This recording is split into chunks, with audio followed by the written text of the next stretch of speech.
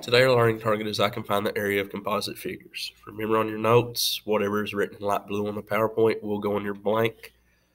That way you're not having to keep up with as much writing, but you still have notes to look back at.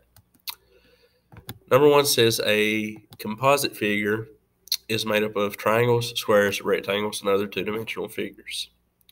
We've been working with all these shapes, including trapezoids as well, and learning how to find the area of these over the past week and a half.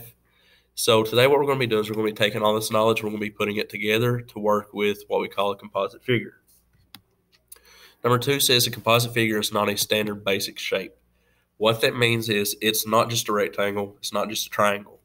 It could be rectangles and triangles put together. It could be trapezoids and triangles. It could be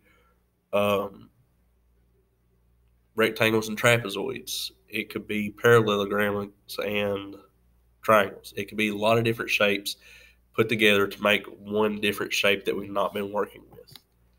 To find the area of these composite figures, which is, again, our ultimate goal today, what you're going to do is you're going to split the composite figure into figures that you know the areas of. After you split it, find those areas, you're then going to find the sum of those areas to get the total area of the composite figure.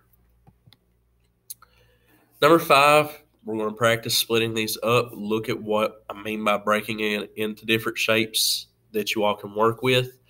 We're going to label it with the different names of the shapes and the different formulas that you would use to find the area of those shapes.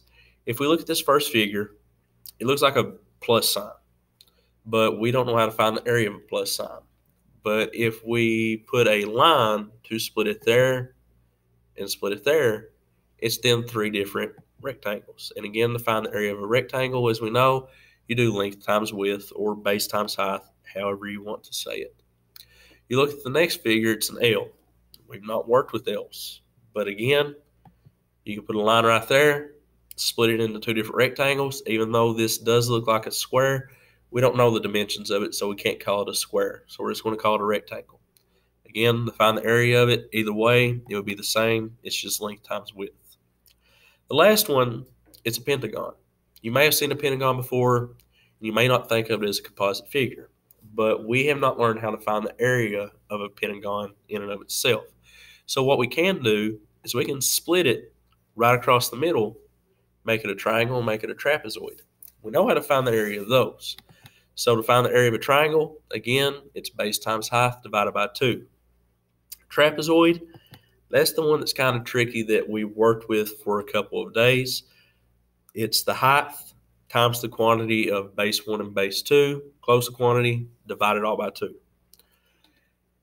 Again, this is on your notes. These formulas are written down for you in other notes. They're written on the board for you all. If you don't remember how to find the area of a shape, it's there. Look for it.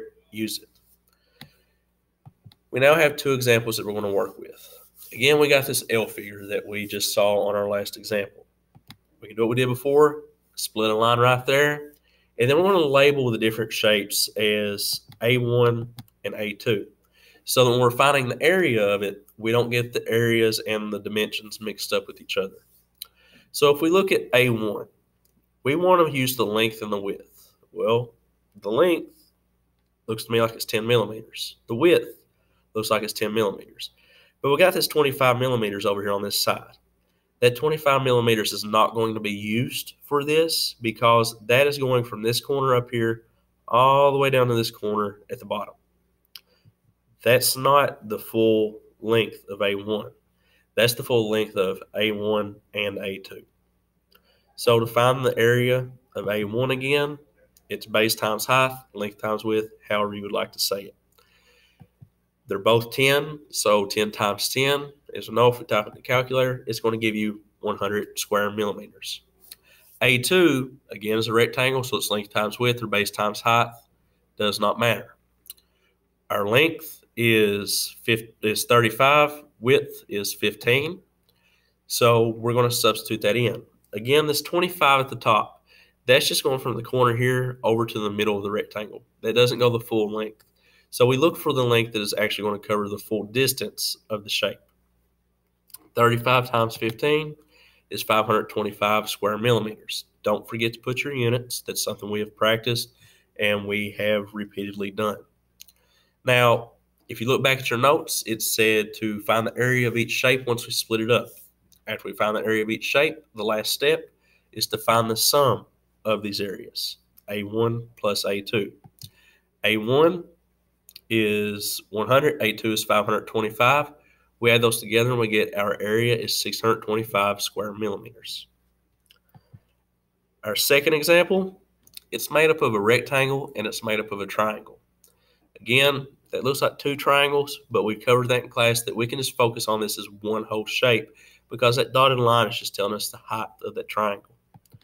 So we have A1 and A2 again.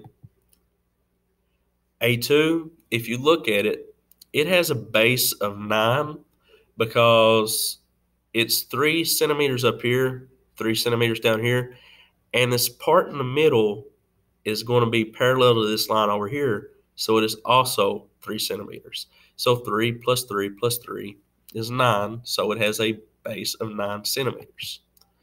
So now we're going to go back and find the area of A1. Again, base times height is 3 by 15, and that gives you 45 square centimeters. A2 is the triangle. It's different because remember with triangles you do base times height, but we've got to divide it by 2. Our base and our height, as we know, our base is 9. Our height, if you follow that dotted line, is 5 centimeters. So 9 times 5 divided by 2. 9 times 5 is 45. 45 divided by 2 is 22.5 square centimeters. Just like before, we found the area of each shape. So we're going to find the sum of those areas. 45 plus 22.5 gives us 67.5 square centimeters. Now, if you flip over on the back of your notes, you do have 6 examples to be working on, 5 examples to be working on. Work on those. I'll be coming around. If you have any questions, please ask. Remember, your formulas are on the board. They're on your notes. If you can't find them, you're confused on which one to use, raise your hand, ask. I'll be glad to help.